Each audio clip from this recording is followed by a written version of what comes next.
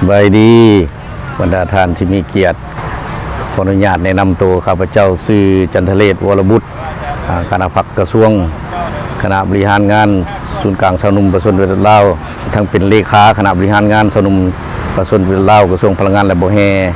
และก่อนอื่นหมดก็ขอแสดงความขอบใจนำทีมงานรายการศูนย์ข่าวพลังงานและบ่อแห่ที่ให้โอกาสให้เกียรติข้าพเจ้าได้สัมภาษณ์มื้อนี้เนาะ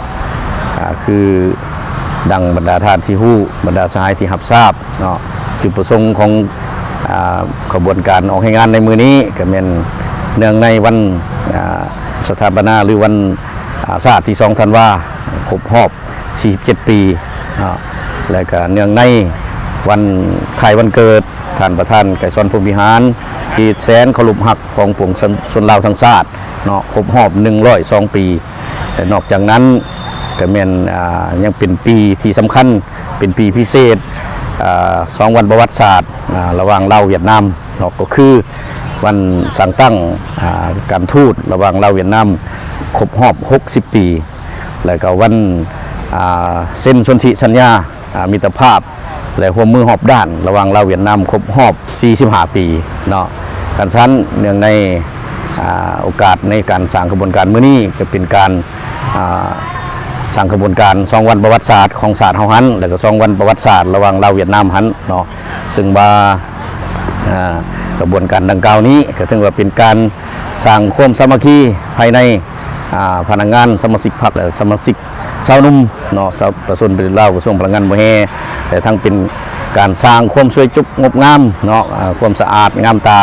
ของกระทรวงองค์การเนาะถือว่าในมื้อนี้นี่แม่น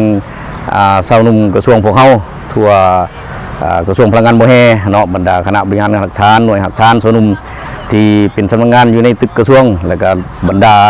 กรมรัฐกิจอ้อมข้างเนาะที่ขึ้นกับกระทรวงพลังงานบ่อแห่ก็ได้พร้อมเพรียงกันออกแห่งงานเป็นขบวนการฟุดฟื้นในมื้อนี้คันซั่นแลก็บ่มีหยังข้าพเจ้าขอตั้งหน้าคณะบริหารงานชาวนุ่มประชาชนลาวกระทรวงพลังงานและบ่อแห่ขออวยไสพรแก่การนำภาครัฐเว้าร่วมเว้าเฉพาะแม่นคณะพักคณะนำกระทรวงพลังงานบ่อแห่พร้อมด้วยตลอดฮอดสมาชิกชาวนุ่มกระทรวงพลังงานบ่อแห่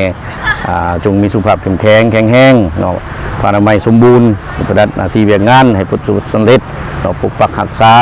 สร้างสรรค์พัฒนาประเทศชาติให้ประเทศลาวเฮารุ่งเรืองศรีวิไลเจริญรุ่งเรืองไปก้าวหน้าไปเรื่อยๆขอขอบใจ